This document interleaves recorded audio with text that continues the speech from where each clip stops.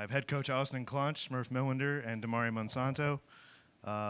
Coach, could you go ahead and get us started with a statement about tonight's win? Yeah, this is a huge win, not just to kind of keep us in the race, but also, I have a ton of respect for Coach Fisher, and Temple is one of the, I'm pretty sure I'm right on this. I think they have the 7th most wins in college basketball history. So this is an incredible win for our program and for UTSA. Again, like I said, we have a ton of respect for Temple. They've started off really well this year. They're going to continue to win a lot of games. So for us, this is a really tough stretch for us. 2 really hard, tough opponents coming into this one where we lost close games and another one. And I love how we started the game. Just a gritty, tough win where sometimes you can almost start too fast because they're gonna make a run. And I thought our veterans down the stretch, those guys that finished the game, have been in this situation and really showed poise and composure when it got tough. So this is a great win. Shared the ball, 5 guys in double figures, and that was our best defensive effort in a while. Not where we need to be, but if you look at points per possession, that was by far one of our better, I think our best in league play. So I'm proud of these guys. Need to rest, be off tomorrow, and then we got a big week ahead. JJ. Coach, you guys have been pretty close to breaking through for a big win here. How'd you guys come away with one today? Just how does it feel to finally break through?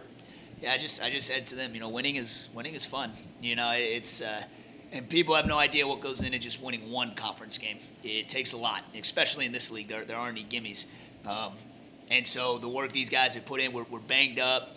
I think we played, 32, 31, 39, 39, 36. And even those guys that didn't, Bob and Dave played 11. They played great minutes. Nas came in there for a stint. But these older guys, we don't, you try to not practice as long sometimes, but you got to make sure you get everything in. So, these guys are working. And Pre got hurt yesterday in practice. It was looking iffy today. And, I don't know how he's going to be feeling tomorrow, but obviously, that's just one example. Mari had some big plays there at the end where I know he's exhausted. Smurf, is again, 39, 40, and 40, I think, in the last 2 games or something. So, at the end of the day, man, we're finding ways to win, and we're really starting to get into a rhythm with our substitutions and things like that. So, yeah, this is just overall it's a great win, because like you mentioned, we were close against UAB and North Texas. Got to learn how to win these games, and hopefully that's what we can start to do. Coach, you had 4 players with 15 or more points. How much of an advantage is that to really spread the ball around? How does that change the team as compared to just having one guy with, say, like 30 plus? Well, it's important. I think the biggest component is 16 assists. So whether that's some nights one guy has 30, one has 10, the biggest thing is that we're moving the ball and getting good shots. Now, most of the time when you do that, it is going to look like that. You're going to have really widespread success. Like I said, I think now we're the only team in the league with 5 guys averaging double figures. So that's a big part of it's a big strength of ours. We got guys that can make plays with the ball, but are also really dangerous off the ball. 14 to 25 from 3 today,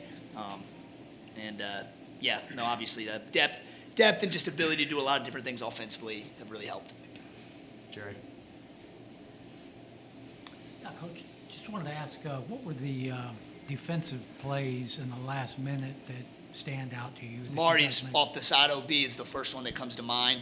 I thought, Joe, obviously some rebounds and deflections and contest. I thought we did an incredible job on Jamal Mashburn. I know he ended with 20, but he worked. He was 5 of 11 from 2, which is great. We did a good job of defending him without fouling. He's obviously, a great player. And just, throughout those last 4 minutes, some loose balls here and there, deflections was something we talked about before the game. But yeah, just those one I mentioned were kind of the first ones that come to mind. But Caleb. Mari, I know you've been battling a cough. How are you feeling after your performance today? Feel all right. he had a trash can down there too. I don't know if that was, for the cough or if it was, In case I threw up. Yeah. He's got his little spot down there at the end of the bench for his knee, for his stomach, for his nose. He's got his own little training room down there. For both you guys, the players, just can you talk about what the player perspective is and breaking through for a big win? You guys have been pretty close against some top teams in this conference. So just what does it mean to come away with the win? Means a lot. I mean, we played 2 top teams in the conference and came up short. So just to get this win, it feels like we're getting over the hump a little bit. So it's good for your confidence booster. Yeah, the same thing you said. I feel like we all just know what we're capable of doing, just buying in together and just going out there and trying to win.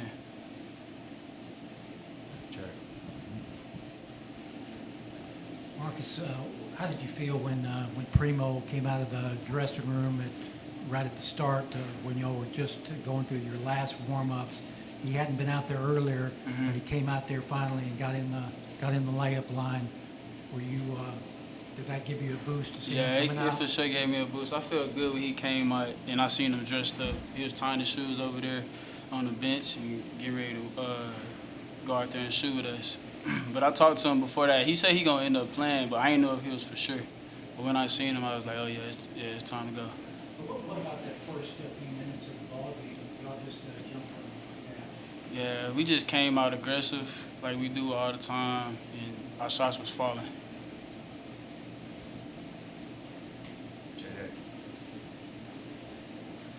Austin, I know this is your first year, and you guys got a long way to go to where you want to get to. But how close are you guys to where you want to be? I don't. That's hard to say. I mean, at the end of the day, we want to win championships here. So right now we're 3-4, so that's not very close.